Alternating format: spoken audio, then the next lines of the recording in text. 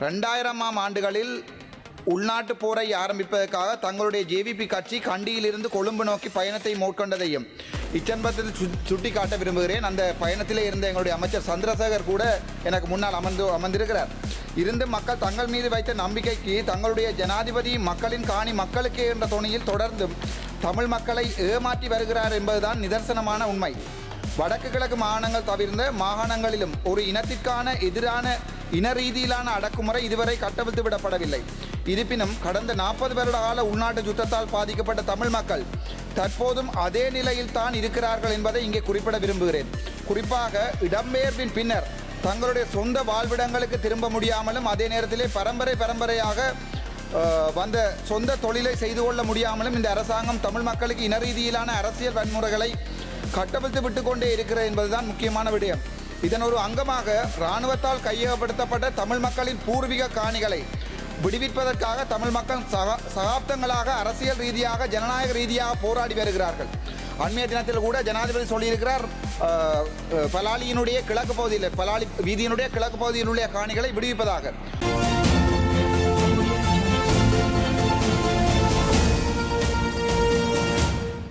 அர்ச்சுனா மாந்தித்துமா.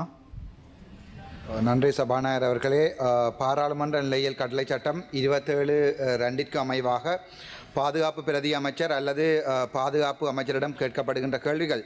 கௌரவ பாதுகாப்பு அமைச்சர் அவர்களே, ஒரு இலங்கை குடிமகனின் அடிப்படை தேவைகளில் 1/3 இருப்பது உறைவிடம். சில பேருக்கு அது தெரியவும் தெரியாது.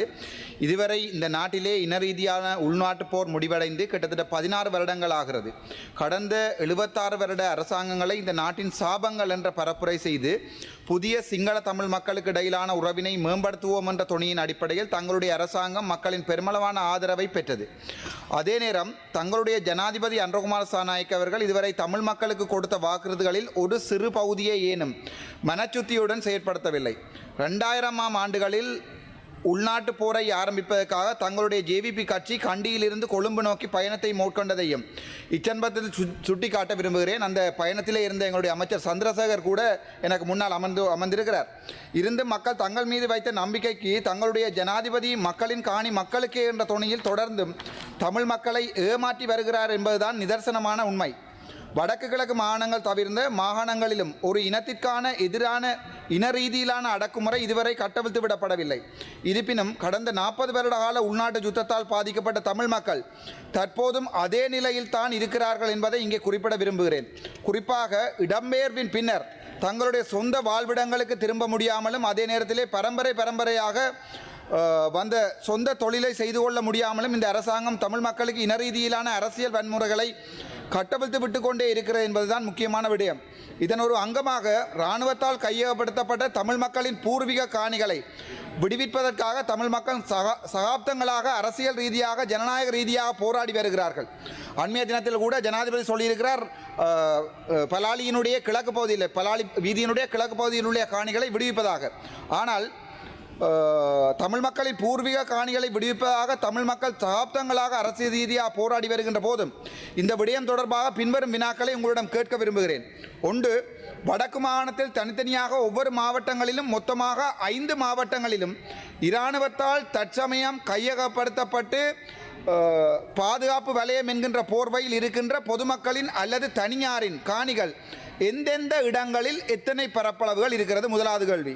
தனித்தனியாக ஒவ்வொரு மாவட்டத்திலும் இராணுவத்தால் கையகப்படுத்தப்பட்ட காணிகளின் விஸ்தீரணத்தையும் அவற்றின் இருப்பிடத்தையும் குறிப்பிடவும். 2வது கேள்வி, யாழ் மாவட்டத்தில் வலிகாமம் வடக்கு பிரதேசத்தில் அமைந்திருக்கின்ற பலாலி சர்வதேச விமானம் சட்ட ரீதியாக கொண்டிருக்கின்ற மொத்த நிலப்பரப்பு எவ்வளவு? சட்ட ரீதியாக கசட் பண்ணப்பட்ட மொத்த நிலப்பரப்பு எவ்வளவு? 3வது, பலாலி விமான நிலையம் தற்போது கொண்டிருக்கின்ற நிலப்பரப்பு எவ்வளவு? சட்ட ரீதியாக அங்கீகரிக்கப்பட்ட நிலப்பரப்பிலிருந்து தற்சமயம் கையகப்படுத்தி வைத்திருக்கின்ற பொதுமக்களுடைய காணிகளோடு சேர்த்து மொத்த காணி பரப்பு எவ்வளவு?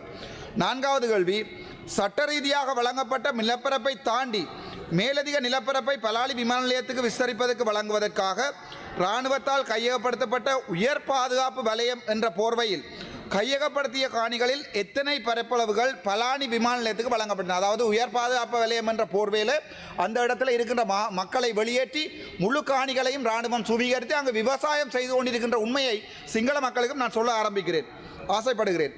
5வது கேள்வி, பலாலி விமான நிலையம் தவிர்ந்து யாழ்ப்பாணத்தின் வலிகாமம் பிரதேசத்தில் இராணுவத்தால் பெருமளவான காணிகள் கையகப்படுத்தப்பட்டு அவை இராணுவ நோக்கங்கள் அல்லாத வியாபார நோக்கங்களுக்காக பயன்படுத்தப்படுகின்றன. அவ்வாறு இராணுவம் விவசாயம் செய்யும் மொத்த நிலப்பரப்புகள் எவ்வளவு? தனித்தனியாக கேட்கிறேன் நான். 6வது கேள்வி, வலி வடக்கில் மயிலட்டி பிரதேசத்தில் இருக்கின்ற எந்தெந்த கிராம சேவையாளர் உட்பட்ட பிரிவுகளில் பொதுமக்கள் மீள குடியமர வழங்க முன்வராமல் இருக்கின்ற இராணுவம் கையகப்படுத்தி வைத்திருக்கின்ற காணிகள் எவை? அவற்றின் மொத்த விஸ்தீரணம் எவ்வளவு? 7வது கேள்வி, வலிவடக்கில் பலாலி வீதியின் கிழக்கு புறமாக இராணுவம் ஆக்கிரமித்த பொதுமக்களின் காணிகளில் இராணுவ ஆதார வைத்தியசாலை ஒன்று கட்டப்படுகிறதா? அண்மைய தினத்தில் ஜனாதிபதியோடு கதைக்கின்ற போது ஜனாதிபதிக்கு வந்திருந்த பாதுகாப்பினுடைய பிரதானி சொல்லியிருந்தவர் அந்த இடத்துல வைத்தியசாலை கட்டப்படவில்லை என்று. ஆனால் வைத்தியசாலை கட்டப்பட்டு முடிக்கப்பட்டது 2007 இருந்து 2025 ஆண்டு வரைக்கும் வைத்தியசாலை கட்டப்பட எங்களுடைய பாதுகாப்பு பிரதி அமைச்சர் கூட அந்த மீட்டிங்கில் இருந்தவர். 8வது கேள்வி, ஆமனில் அந்த வைத்தியசாலையின் மொத்த நிலப்பரப்பு விஸ்தீரணம் அவ்வளவு கட்டுறீங்களா? கட்டுறேன்டா இவ்வளவுக்கு கட்டுறீங்க அவ்வளவுதான் கேட்கிறேன். 9வது கேள்வி, அந்த வைத்தியசாலைக்குரிய இராணுவ செலவுகளில் இந்த வருடம் ஒதுக்கப்பட்ட மொத்த பணம் எவ்வளவு? இராணுவத்துக்கு நீங்கள் வைத்தியசாலைக்கு ஒதுக்கி இருந்தால் இந்த வருட பட்ஜெட்டில் இவ்வளவு காசு ஒதுக்கி இருக்கிறீங்கன்னு தான் கேட்கிறேன். 10வது கேள்வி, இந்த வைத்தியசாலை பொதுமக்களின் காணிகளில் கட்டப்படுகிறது என்பதை பொதுமக்கள் எதிர்க்கிறார்கள் என்பதை பாதுகாப்பு அமைச்சராக தாங்கள் ஏற்றுக்கொள்கிறீர்களா? அன்றைய தினம் நான் ஜனாதிபதியுடன் நடந்த மீட்டிங்கில் இதை கதைக்கின்ற போது பாதுகாப்பு பிரதானி எங்களுடைய பிரதி அமைச்சருக்கு இல்லை என்று போய் சொல்லியிருக்கிறார். நான் அதை சேலஞ்ச் பண்ணியிருக்கிறேன். ஆகவே தயவு செய்து அதுக்குரிய பதிலை தரவும். 11வது கேள்வி, மக்களின் காணிகள் மக்களுக்கு என்று தங்களுடைய ஜனாதிபதி அன்றகுமார் நாயக்க யாழ் மாவட்டத்தில் நடந்த விசேட மாவட்ட ஒருங்கிணைப்பு கூட்டத்தில் தெரிவித்தது தங்களுக்கு தெரியுமான்னு கேட்கிறேன்.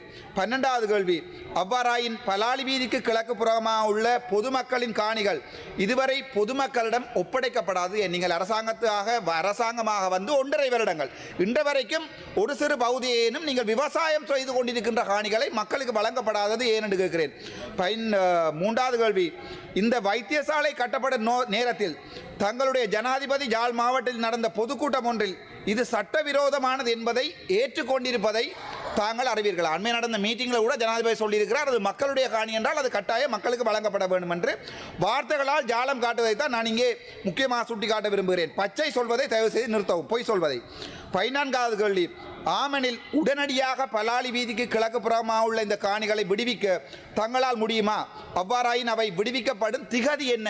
ஓம் என்று சொல்லி மாற்ற வேண்டாம். தயவு செய்து எங்களுக்கு அது விடுவிக்கப்படும் திகதியை அண்மையில் ஜனாதிபதி சொல்லியிருந்தவர் பிரதி அமைச்சரோட போய் என்னையும்